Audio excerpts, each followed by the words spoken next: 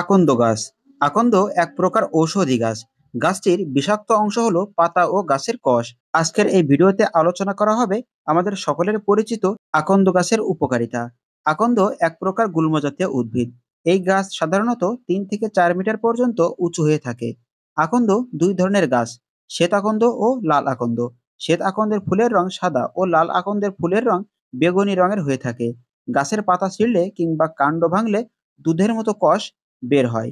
ফল সবুজ, অগ্রভাগ দেখতে পাখির ঠোঁটের মতো, বীজ লোমযুক্ত, বীজের বর্ণ ধূসর কিংবা কালচে হয়ে থাকে।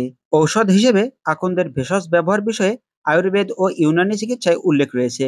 এই উদ্ভিদের ব্যবহার্য অংশ হলো ছাল, পাতা, ফুল, মূল ও কষ। বায়ুনাশক, উদ্দীপক, পাচক, পাকস্থলীর ব্যথা নিবারক, প্লীহা, দাঁত, ছোট, অর্শ, কৃমি ও শ্বাসকষ্টে উপকারী।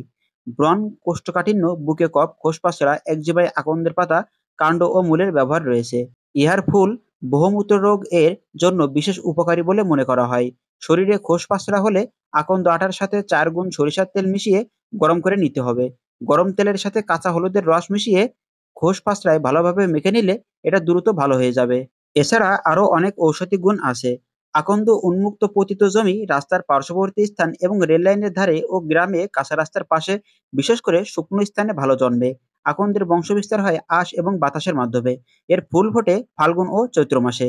একসময় বাংলাদেশের আনাচে কানাচে নিরস পতিত জমিতেও যে মূল্যবান ভেষজ উদ্ভিদ দেখা যেত, অথচ তা এখন দুর্লভ। তার নাম আকন্দ বা অর্ক।